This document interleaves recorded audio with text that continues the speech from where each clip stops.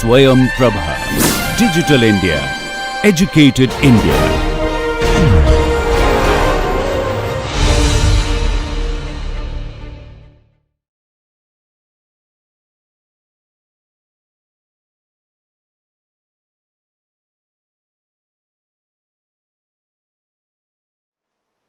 Okay, so let me get back to the discussion that we were in the last time. Okay, see just to put things in perspective, what is it that we have done?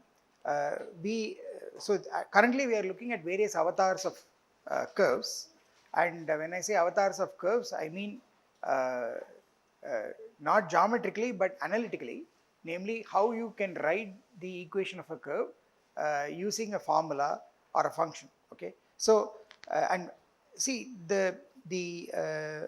just to give you, or rather recall the background. See, what we did is that we started with a curve, gamma of t. Okay, where gamma is now a function from open interval AB on the real line into the plane, which is R2. Okay, and as t varies on AB,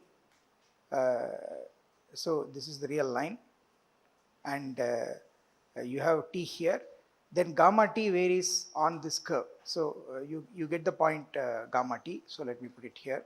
Okay, and so this way of representing a curve is the so-called parametric representation. So gamma t is then is given by xt comma yt. These are the x and y coordinates. Okay, we sometimes also think of gamma t as a position vector of the point represented by gamma t with respect to the origin. Okay, so it is also thought of as position vector. It is also thought of as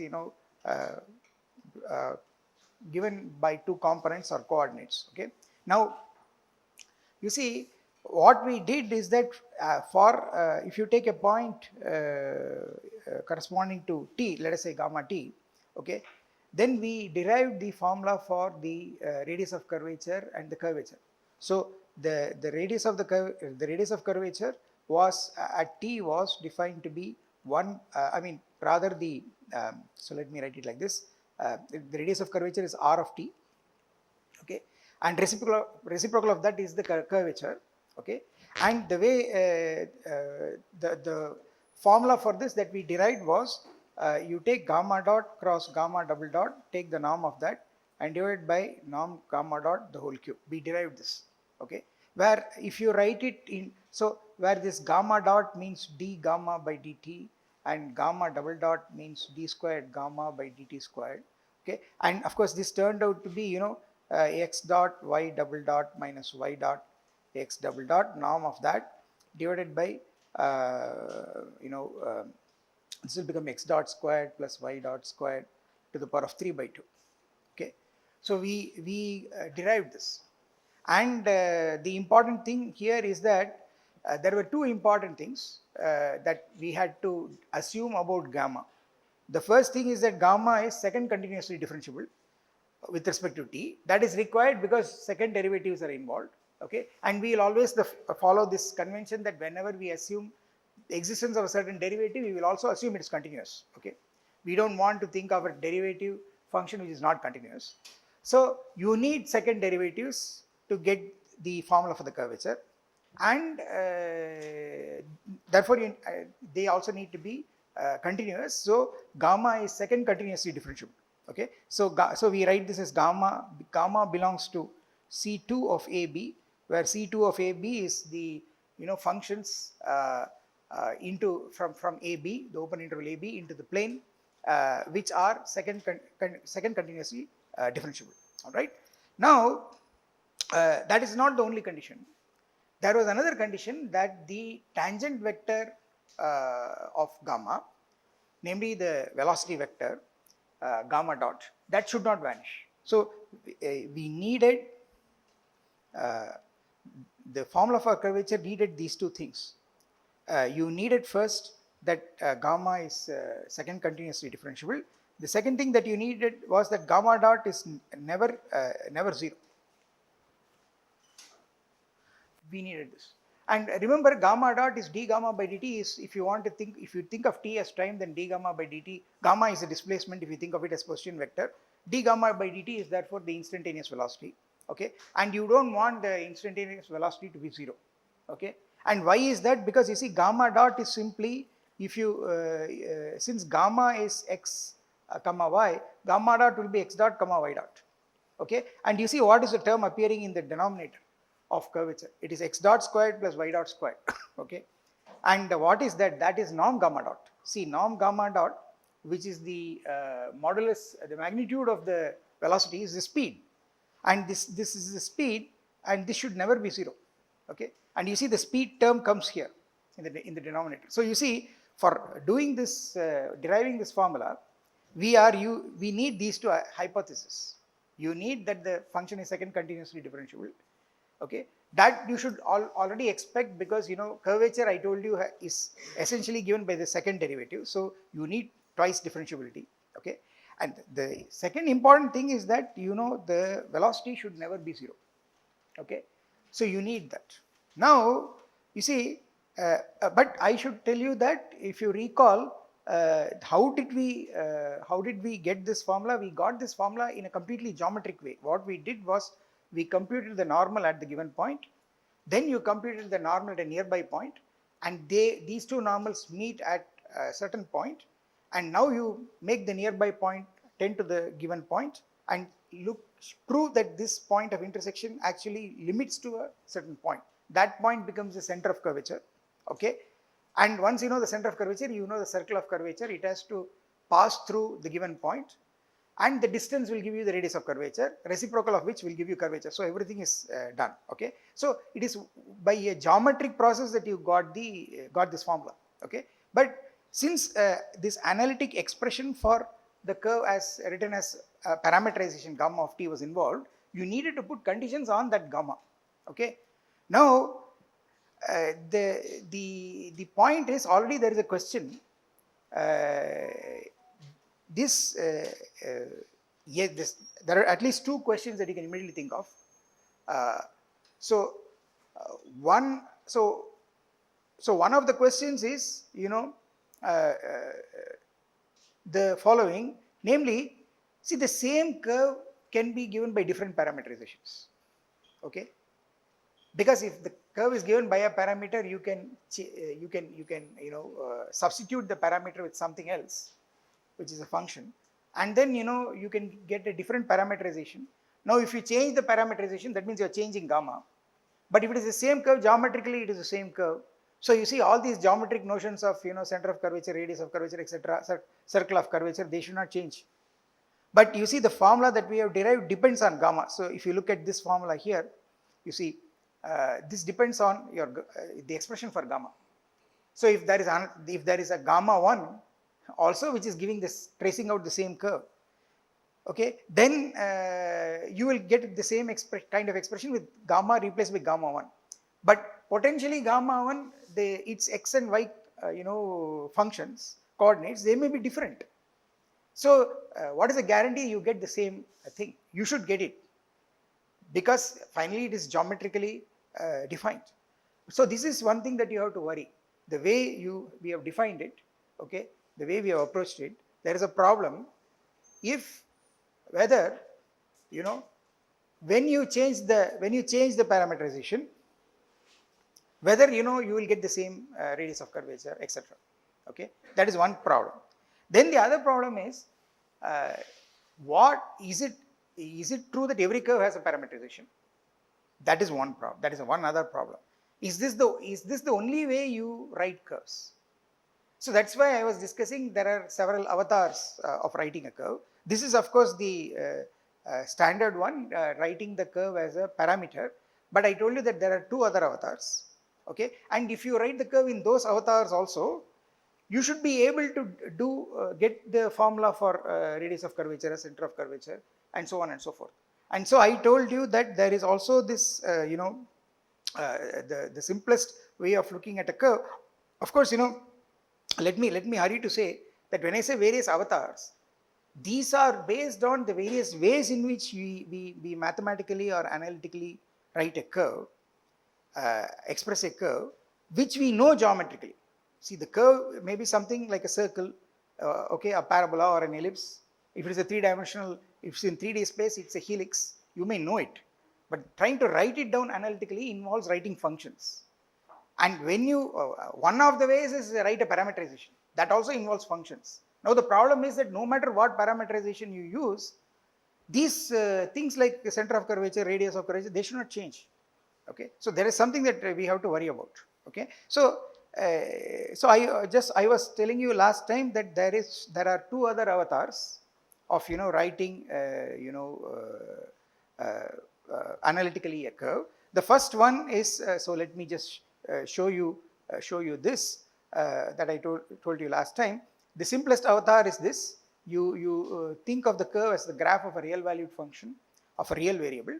Okay, then basically what happens is that you are taking, so mind you, here your function is going from an open interval in R back to the real line itself.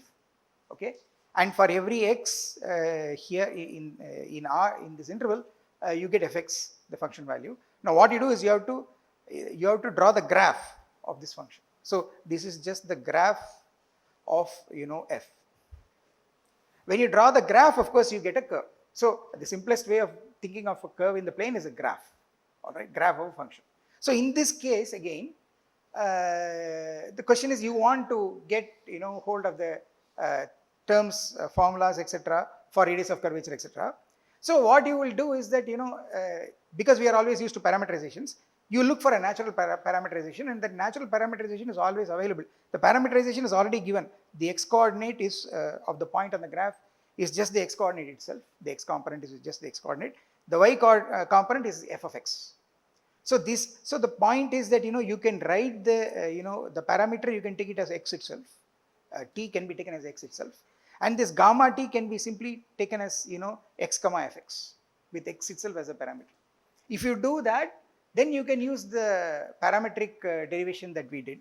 Okay, and you can write out the formula for the curvature, and it turned out to be this. It turned out to be the modulus of the second derivative of x divided by 1 plus f dash x squared to the power of 3 by 2. Okay, so this is a simple calculation. Now the point I want to make is that what about the conditions that are required for this formula to be available to us?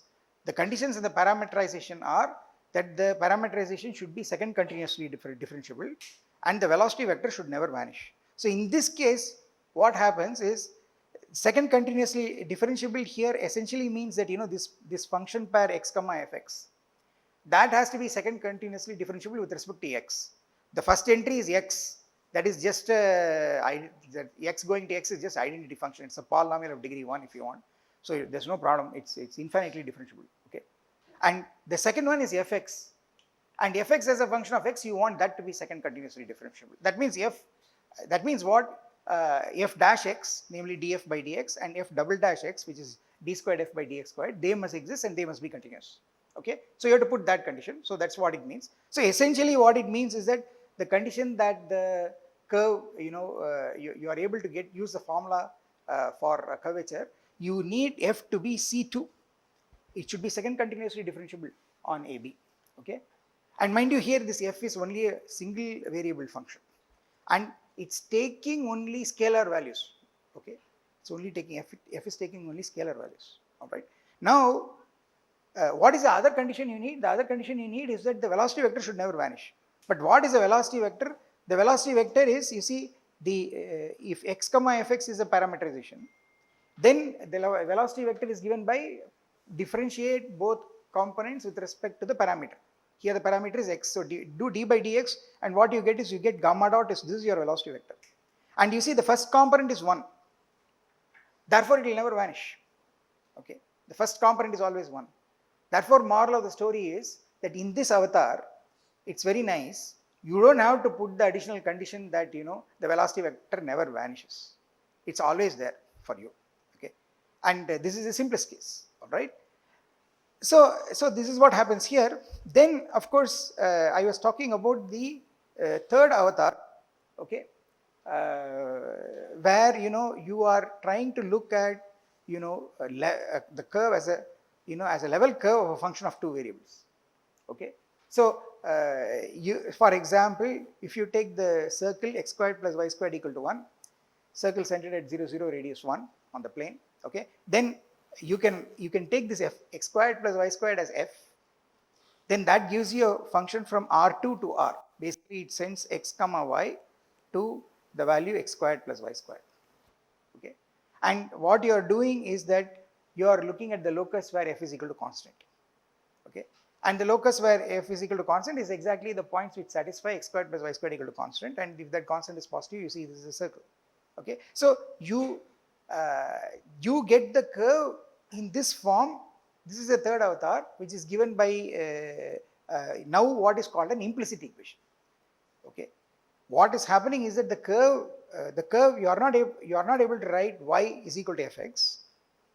Okay, you are not able to write the curve as graph of y equal to fx, but you are able to write it as an implicit function of x and y is equal to something, is equal to constant if you want.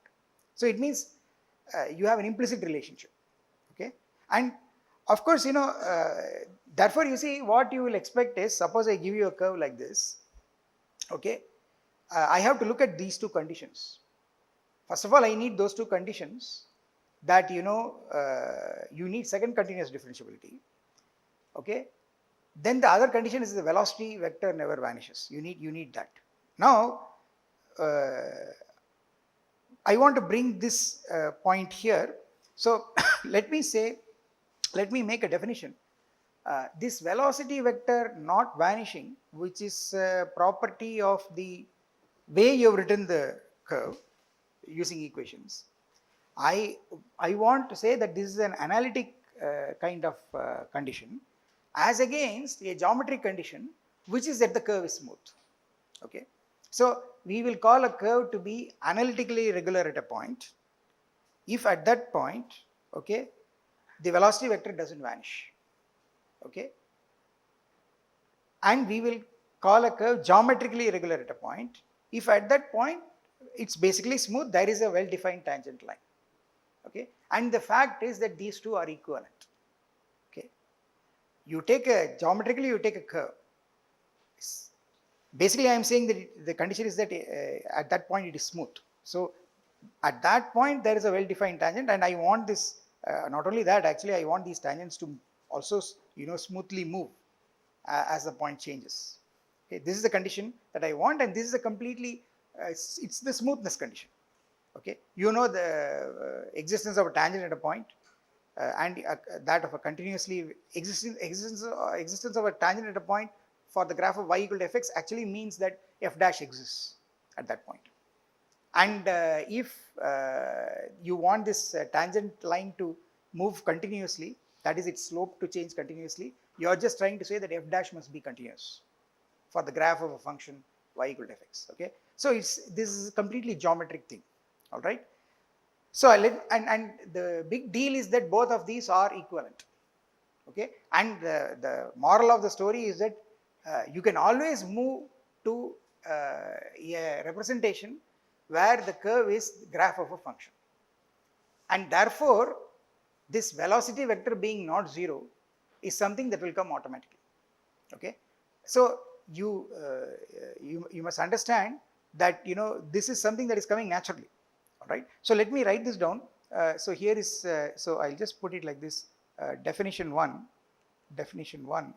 I'll just say, so this is or let me just call it definition.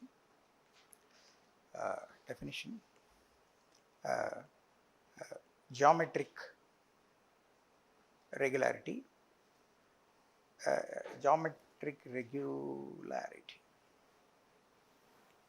So this is, you have a curve, okay, and C if you want, then there is a point P.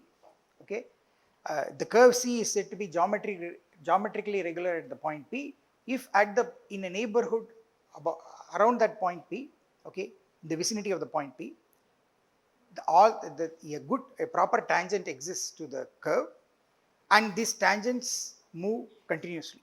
Okay, so P is called a regular point geometrically regular point of C if in for all points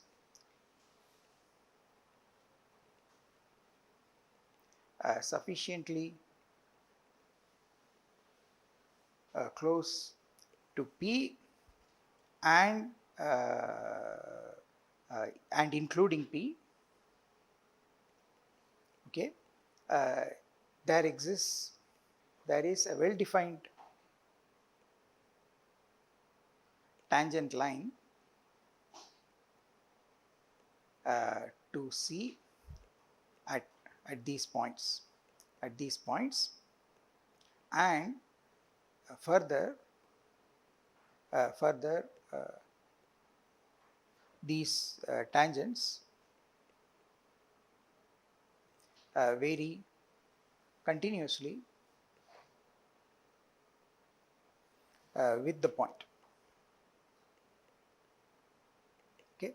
So basically what I am saying is that, in the vicinity of the point P, so let me use another color. So in the vicinity of the point P means a small portion of the curve here. Okay.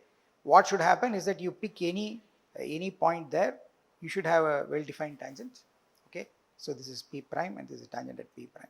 And if you pick up some other point, you will get a different tangent. But as you move the point, the tangents should also move continuously. Okay. So this is what usually is referred to as a smooth curve. Okay. It's thought of as a, this is what we refer to whenever we say smooth curve. Okay. A smooth curve means, all the points are regular. Okay. So let me write this. A smooth curve is one for which let me say geometrically a smooth curve is one for which all points are regular.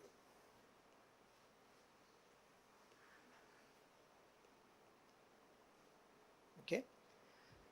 Now what you should look at is that, you see, now compare this definition with all these avatars. Okay, the three avatars of writing a curve analytically. Okay, and try to interpret this in an analytic way. Okay, so let me make another definition. So here is another definition. You take a curve parameterized by gamma of t, okay, t belonging to a, b, open interval in R, okay, is said to be analytically regular at t equal to t naught, okay, if gamma dot t naught is not equal to 0. Okay, right. So the so here is a situation where you have this curve, gamma t. You have this point gamma t on it. So this is gamma. So let me not put the t here. So this is your gamma. Of course, gamma is now going from open interval a b into the plane. Okay, and I am drawing this picture on the plane. Okay, then gamma dot. So if you take a point t naught in AB, gamma t naught will be the point corresponding a point on the curve, and you will get the tangent vector will be given by gamma dot of t naught. And what you want is that this tangent vector should not vanish. That is analytically regular. Okay. Now, so of course, what does it mean? You see, if gamma is given by x comma y, if you include the parameter in the notation, gamma of t is x of t, y of t, then you need gamma dot of t naught will be x dot of t naught comma y dot of t naught, and this should not be 0. Okay.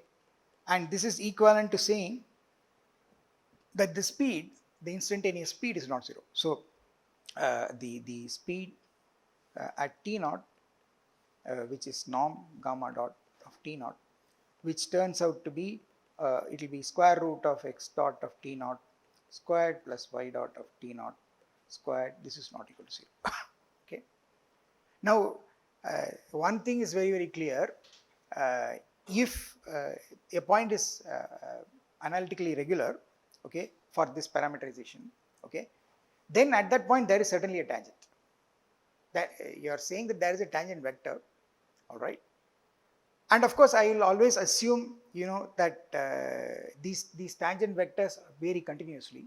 So what I will do is, so let me say the following thing. Let me say also that uh, uh, so here you see, here I want to say something interesting. You see, whenever you write a parameterization gamma, you are assuming the gamma is second continuously differentiable. Okay, that means what? Gamma is continuous, gamma is differentiable. And gamma dot is continuous, and gamma dot is also differentiable. And gamma double dot is also continuous. Okay, so these are all the assumptions. Notice, I already told you, by continuity, if a function doesn't vanish at a point, okay, then the function will not vanish in nearby that point. So you see, x dot and y dot are continuous, okay, because x double dot and y double dot exist if you want, okay. So x dot and y dot are continuous, and you want this pair x dot comma y dot, which is gamma dot, you want that to be continuous. So therefore, this expression root of x dot squared plus y dot squared is also continuous. That is the speed at every point. You want the speed to be continuous. And I again use the fact that if a continuous function doesn't vanish at a point, then it will not vanish nearby that point by continuity. So what will happen is, this gamma dot t naught is not 0 at the point t naught will automatically propagate to points nearby. It will happen that gamma dot t naught, gamma dot t will not be 0 for nearby points automatically. Okay. So let me write that if gamma is C2 of AB, is in C2 of AB, then the continuity of gamma dot implies that gamma is analytically regular at all points sufficiently close to gamma of t naught, and including of course gamma of t naught. Okay. And not only that, because gamma dot is continuous, you are also saying that the tangent lines are going to vary continuously as you take these nearby points. So the net effect of this is that you are able to see that for a parameterization gamma t, if gamma t naught is a analytically regular parameterization, then it is also geometrically regular. Okay. So can see by the very definitions that you see gamma analytically regular at t naught, this implies the curve, the curve, so I will simply say gamma, curve given by gamma geometrically regular at t naught. Okay. So you see, analytic regularity gives geometric regularity, but what you must watch is that this geometric regularity has got to do with really the geometric curve. Okay. And gamma is one among the parameterizations of the geometric curve. Okay. Now what could happen is that, you see, the regularity is a kind of geometric condition. It should be a geometric condition. It should not depend on the parameterization. Okay. Why? That's because parameterization can be bad. Okay. So if I take a good curve, if I take a smooth curve and give a bad parameterization of it, then it might happen that because of my parameterization is bad, my velocity vector becomes 0. If that happens, that's not, I can't blame it on the curve for not being smooth. The problem is your analytic way of parameterizing it is wrong. Okay, so I'll give you an example of this. So you see, let us take for example, consider the parabola, the standard parabola that we are all very we know. So you write y squared equal to 4ax if you want. Okay, and you see that this is already this is an implicit equation. It is actually if you write f of x comma y is equal to y squared minus 4ax, then this is the level curve given by f of x comma y equal to 0. Okay, so this is this is how you can see it as a level curve of function, and this function is of course going to be from R2 to R. Okay, this is one avatar. The other avatar is a standard parameterization that you would have learnt in school, which is x equal to at squared, y is equal to 2at. Okay, this is a standard parameterization where t is a real variable. Okay, now what kind of parameterization is this? This is our standard parameterization. Basically, you get something. So let me write. So something like this.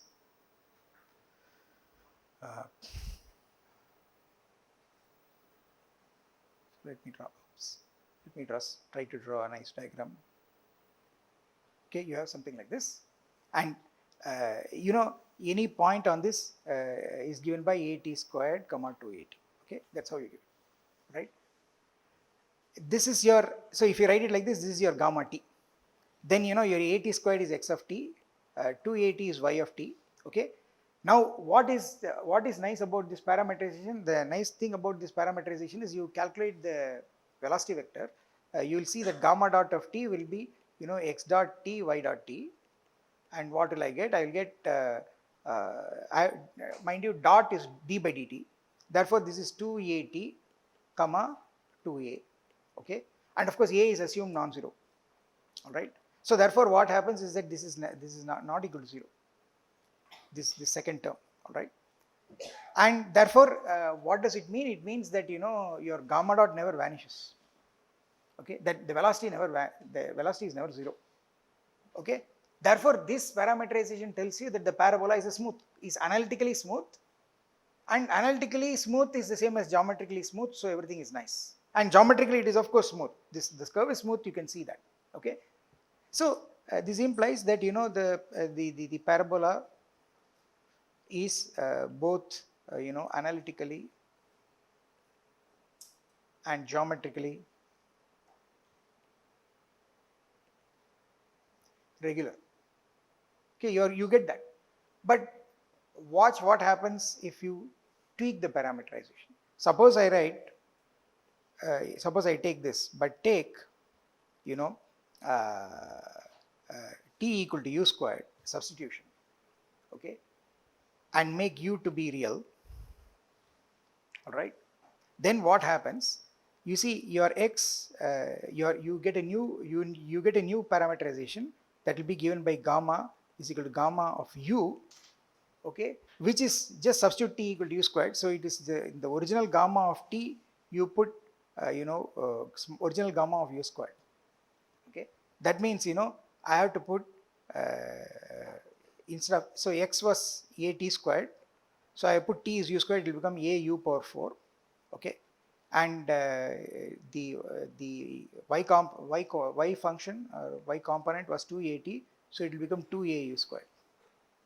Okay, now if you take this parameterization, of course you can see that putting this u squared gives the problem that you are only going to get the upper, the you can see the only the upper branch of the parabola, okay, and so this is not a full parameterization, but nevertheless it's a part parameterization, and what happens is that you are getting something like this, okay, and you see you calculate the velocity vector, okay, gamma dot u here, this is d gamma by du. You should remember that dot is with respect to the parameter. So if you do that, now you see if you differentiate, you will get 4au cube and you will get 4au. And the problem is that if you put u equal to 0, this capital gamma dot is actually 0. You see the velocity vector has become 0. Okay, so that means that you are in trouble. So as per this new parameterization, okay, it is geometrically the same curve, okay, but what is happening is at the origin the velocity is going to 0, okay, and therefore origin seems to be not a regular point, okay. Of course, it is another issue that you are not able to define it on both branches of the parabola, but I am trying to say that just changing the parameterization for the same curve can make a good point into a bad point, okay. The velocity can be, the velocity suddenly becomes 0 in this parameterization, okay. So, but is there anything wrong with the curve? There is nothing wrong with the curve at the origin. At the origin it's perfectly smooth, there is a tangent line, all right. So therefore you see that if you want to really call a curve analytically regular, what you should do, and you want this analytic regularity to be the same as geometric regularity, what you should do is that you must try to see whether you can get a good parameterization for the curve, a parameterization for which the velocity vector doesn't vanish, okay. You search for the existence of such a parameterization, and if that is there, okay, then you say the curve is regular, and in that sense you will see that analytic regularity and geometric regularity will be the same, okay. So I just want to say that the analytic regularity of a curve, if you want to think of it geometrically, you have to be careful with the analytic way you are writing the curve. You have to be careful with the analytic parameterization. You have to take a good parameterization, and such a parameterization is called a regular parameterization. And now you say the curve, a point on the curve is regular if you can find a regular parameterization at that point.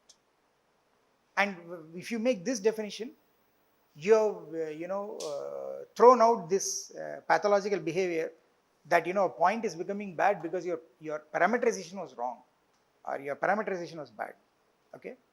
Your question. Analytically it is not regular for that. So in this geometric situation, at the origin, for this parameterization given by capital gamma, it is analytically not regular because the velocity vector is 0 at u equal to 0, okay. But look at it geometrically, at the point at the origin you have y axis, a nice tangent line, so geometrically everything is fine. There is no you can't see any non-smoothness or irregularity, okay. So the problem is with the analytic expression you are using, okay. So you want to actually refine this definition. So here is the final definition which we will take. So here's so the definition is a curve is called regular at a point if there exists a parameterization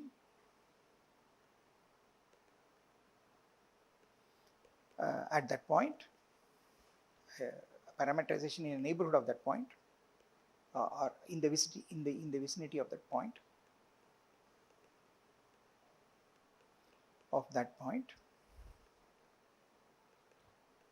which is regular in the sense that the velocity vector. So let me call the I want the velocity vector to be non-vanishing. So I'll just say a curve C is called regular at a point P naught, P belonging to C, or let me say P naught belonging to C. If there exists a parameterization gamma in the vicinity of that point P naught, which is regular in the sense that gamma dot of P naught is not equal to 0. Okay. So basically a regular parameterization at a point means that the velocity vector should not vanish. Okay. The fact that the velocity vector doesn't vanish tells you that there is a tangent direction, right? And of course, whenever we talk about parameterizations, we will make this blanket assumption that because we are going to be worried with curvature, all parameterizations will be C2. Okay. So I write it in bracket, all parameterizations we consider will be C2. Okay. Second continuously differentiable. Okay. So this second continuous differentiability will be made, third continuous differentiability. Okay, that will also come in. For example, when you start worrying about the next order of curvature, which is torsion, and that will come up for space curves. So we will increase the these conditions as we require. Okay, at the moment when I am looking at plane curves, I will just put only, and I am looking at only curvature. I am always assuming all parameterizations are second continuously differentiable. Okay, so you see, so we have already seen that if you have a curve written as the graph, it is described as a graph of a function of a real valued function of a real variable, then that curve automatically has a regular parameterization, and this regularity is both geometric and analytic. Okay, so if you note that if you take a curve given by the graph of a real valued C2 function, so let me write function properly, of a real variable is automatically both analytically and geometrically regular. Okay, so that is something that I just said, that you draw the, so you have this f from AB to R, and then you are drawing the graph of f like this. This is the graph of f. Then if you take a point here, the x coordinate is x, and the y coordinate is fx. So at this point, if you draw the tangent, it is going to be you differentiate x comma fx with respect to x, so you will get 1 comma f dash fx. That will give you the tangent vector. This will be the tangent vector at this point P. Okay, and that is not 0. Okay, all right, it's not 0 comma 0. So this is the best situation. So the moral of the story is, even if you are looking at a parameterization, the best situation is to look at the curve as graph of a function. That is the safest situation where your curvature derivation works. You don't have to assume that the velocity vector never vanishes, it's automatic. Okay, so now see, but this presents us with a problem. There is one more avatar that we have to settle with, and that is the case of a level curve of a function. What is geometric regularity there and what is analytic regularity there? And there, analyzing this leads to trying to understand the so-called implicit function theorem, and it also helps you to understand why this is also writable as graph of a function of a real valued function of a real variable. So there is a little bit of technicality which I want to get into. So let me explain that. So let us to reconcile the situation when the curve is the level curve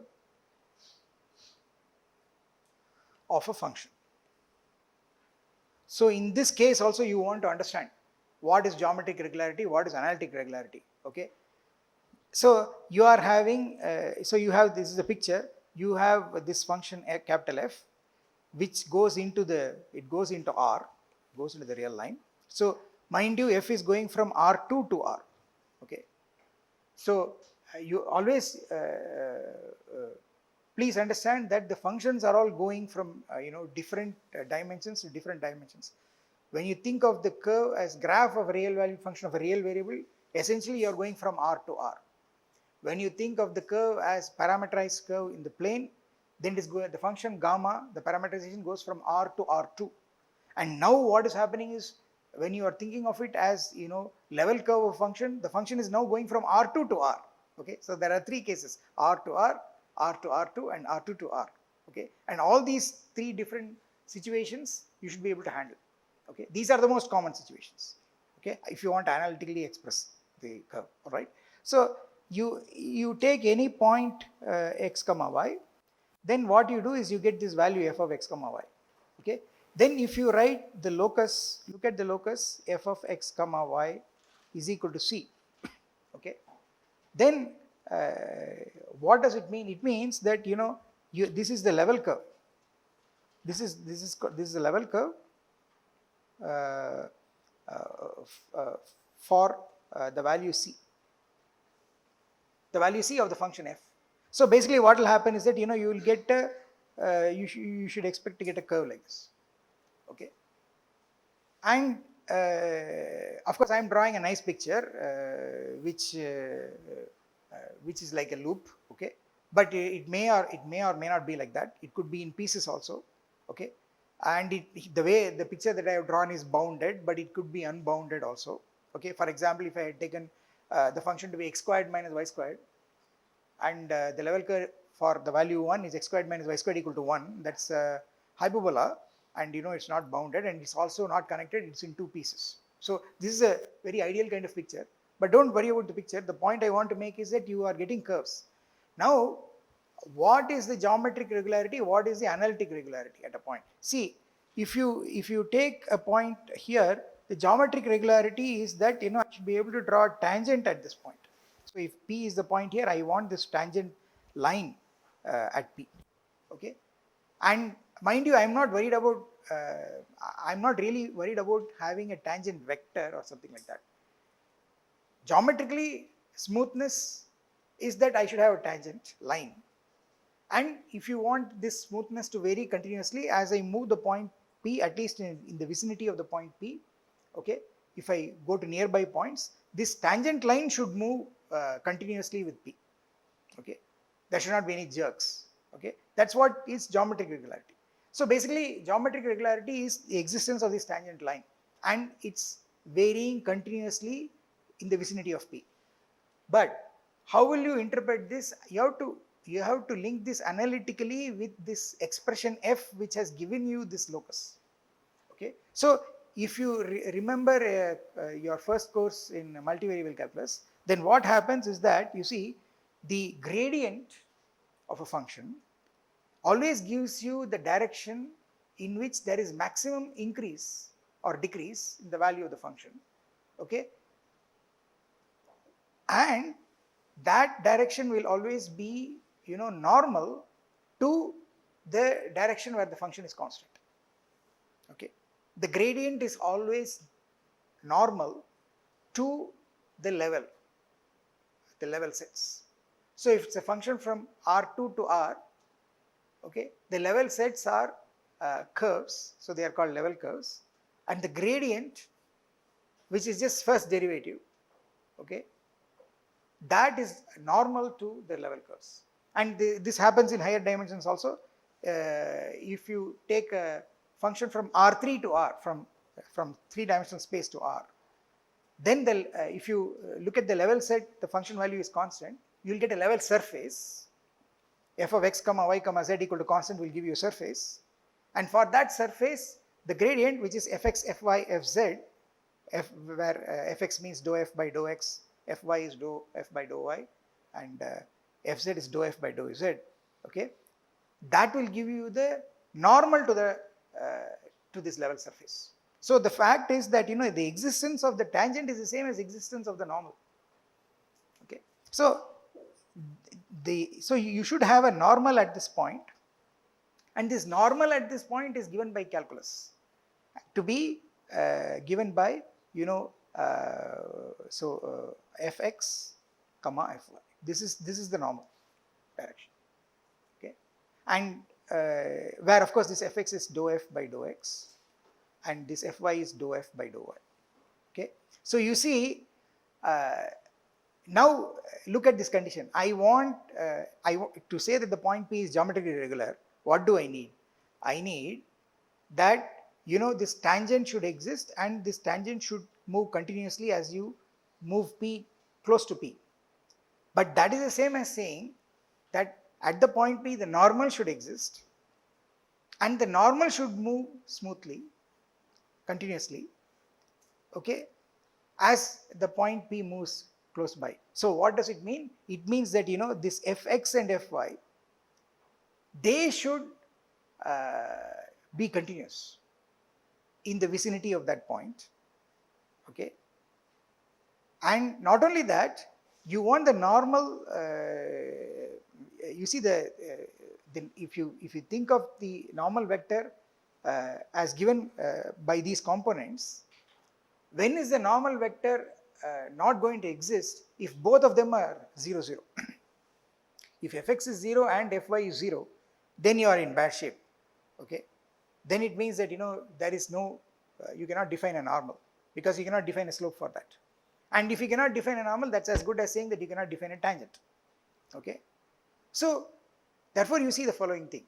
If you want regularity, you have to put this condition that this fx comma fy should not vanish, should not be 0, 0. Okay, and that is the condition for regularity of the point P, and that condition gives both geometric regularity and analytic regularity. Okay, and now it's analytic regularity because I have connected it with this analytic expression f, which is used to define this level curve. Okay, so we see, so let me write this here. We know that existence and continuous variation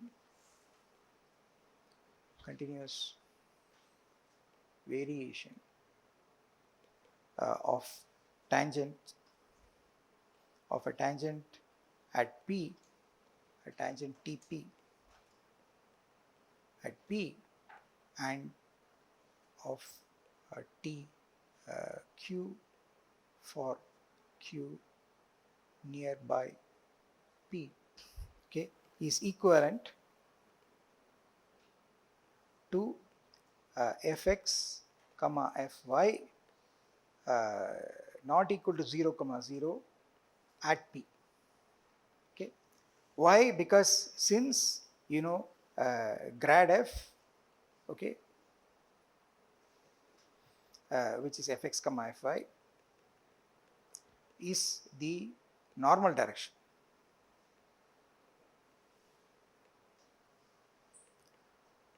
To f equal to constant, and existence and behavior of the normal is equivalent to existence and behavior of the tangent.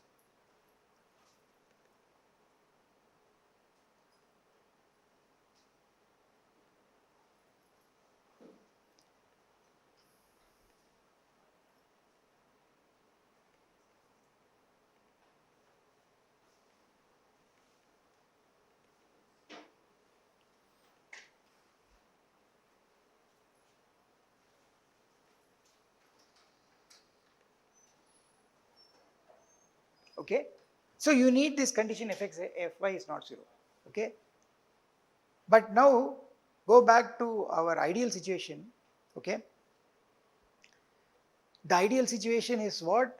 The curve being written as graph of a function. That is the ideal situation, okay. And here is the amazing thing. The implicit function theorem says that because of this condition that the gradient is not 0, okay, you can always locally write the curve as graph of a function, okay. So you are always in the good case, okay. And also what this tells you is that those points where the gradient vanishes, they are precisely the singular points. They are the non-regular points, okay, of the curve, okay. So let me write this down.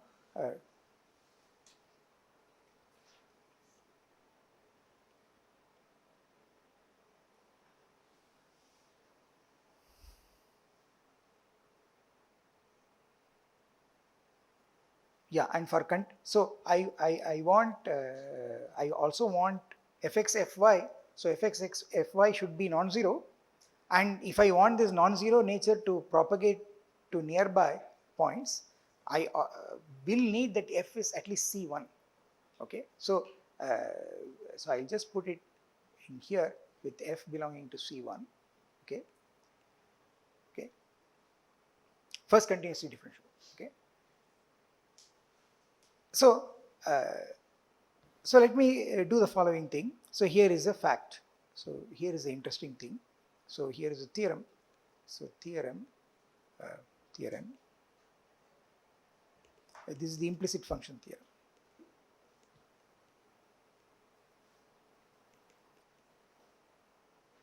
And even in this case, for a function from R2 to R, proving this theorem is not it's not easy.